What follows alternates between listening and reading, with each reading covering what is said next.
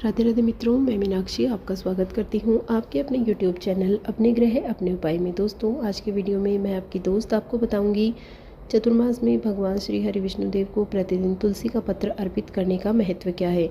साथ ही आज की वीडियो में मैं आपको बताऊंगी तुलसी की कहानी जो आपको चतुर्मास में प्रतिदिन सुननी चाहिए। दोस्तों, अगर आपके किसी भी प्रकार का घर में कलह कलेश है या फिर आप किसी मुसीबत में घिरे हुए हैं या फिर आपके कोई और संकट है, भगवान श्री हरि विष्णुदेव की कृपा को आप प्राप्त करना चाहते हैं तो चतुर्मास में आपको प्रतिदिन उन्हें एक तुलसी का पत्ता अर्पित करना चाहिए। उसके साथ ही आपको प्रतिदिन तुलसी देवी की कहानी भी सुननी चाहिए। इसी से भगवान श्री हरि विष्णुदेव आप पर प्रसन्न होते हैं और आपकी सभी मनोकामनाओं को पूर्ण करते हैं। दोस्तों, अगर आपको हमारा वीडियो पसंद आए तो आप हमारे वीडियो को लाइक करें, हमारे चैनल को सब्सक्राइब करें और आप हमारे वीडियो के कमेंट में जय श्री हरि विष्णुदेव जरूर लिखें। भगवान श्री हरि विष्णुदेव आपकी सभी मनोकामनाओं को पूर्ण करें, ऐसी हमारी मंगल कामना है। तो चलिए दोस्तों, बिना समय को नष्ट किए हम शुरू करते हैं जानकारियाँ। सबसे पहले मैं आपको सुनाती हूँ तुलसी देवी की कहानी। तुलसी देवी पूर्व जन्म में एक नारी के रूप में प्रकट हुई थी। उनका नाम वृंदा था। इनका जन्म राक्षस कुल में हुआ था, किंतु राक्षस कुल में जन्म लेने के पश्चात भी यह कन्या भगवान श्री हरि विष्णुदेव की परम भक्त थी।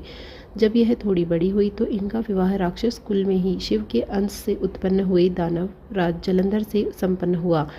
राक्षस जलंधर समुद्र से उत्पन्न हुए थे। वृंदा बड़ी ही पतिव्रता स्त्री थी, सदा अपने पति की सेवा किया करती थी। किंतु एक समय सभी देवता जालंधर के प्रकोप से परेशान हो गए और उन्होंने जालंधर का अंत करने के लिए देवताओं और दानवों के बीच में भयंकर संग्राम हुआ। जब जालंधर युद्ध पर जाने लगे तभी वृंदा जालंधर के पास आकर कहने लगी, स्वामी, आप जब तक युद्ध में रहेंगे तब तक मैं अन्न जल का ग्रहण नहीं करूंगी। अन्न जल का त्याग करके आपकी जीत के लिए अनुष्ठान करूंगी। जब तक आप लौट कर नहीं आएंगे अपना संकल्प मैं पूर्ण संकल्प कर भगवान श्री हरि विष्णुदेव की पूजा में बैठ गई।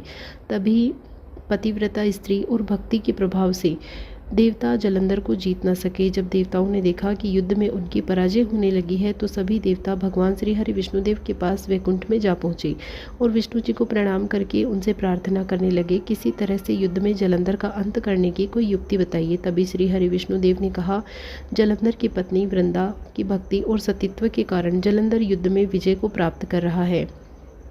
यदि किसी तरह वृंदा का सतीत्व नष्ट कर दिया जाए तो जालंधर का अंत करना आसान हो जाएगा। इस पर सभी देवता भगवान श्री हरि विष्णुदेव से प्रार्थना करने लगे, किंतु तभी भगवान विष्णुदेव ने कहा कि वृंदा मेरी परम भक्त है, मैं उसके साथ इस प्रकार का छल नहीं कर सकता। इस पर सभी देवता भगवान श्री हरि विष्णुदेव से रक्षा की प्रार्थना करते हुए कहने लगे कि हे प्रभु, अगर कोई अन्य उपाय है तो आप हमें बताइए।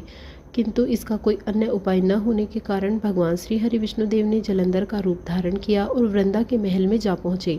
वृंदा ने जब अपने पति को आता हुआ देखा तो वह प्रसन्न हो गई और पूजा से तुरंत उठकर उसने अपने पति के चरणों को स्पर्श कर लिया और भगवान श्री विष्णुदेव को जालंधर समझकर उनके साथ रहने लगी। जैसे ही वृंदा का सतीत्व नष्ट हुआ, अब उसकी भक्ति में वह शक्ति भी नहीं रही।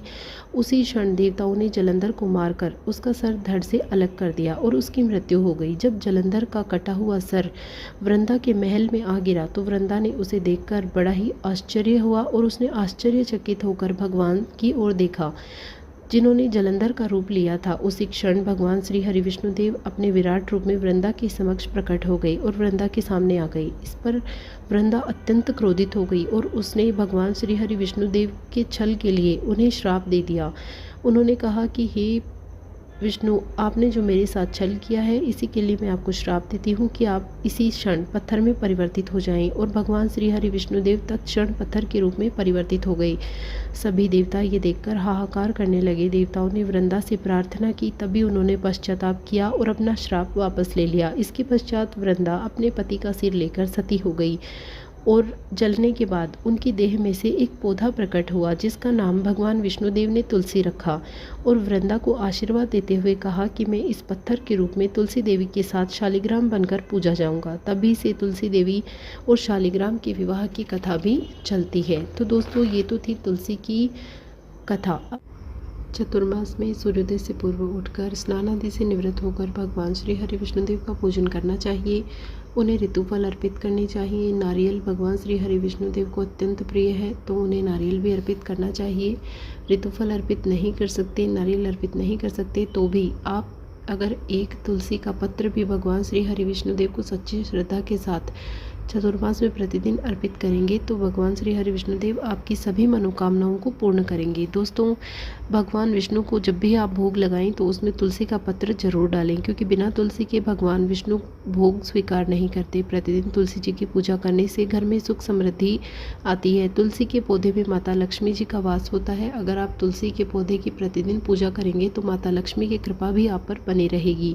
एकादशी और रविवार को तुलसी जी को स्पर्श नहीं करना चाहिए, ना ही तुलसी जी को जल अर्पित करना चाहिए और उनके पत्ते भी नहीं तोड़ने चाहिए। तो दोस्तों, आपको हमारी जानकारियाँ कैसी लगी ये आप हमें कमेंट में बताएं। भगवान श्री हरि विष्णुदेव की कृपा आप पर बनी रहे, ऐसी हमारी मंगल कामना है।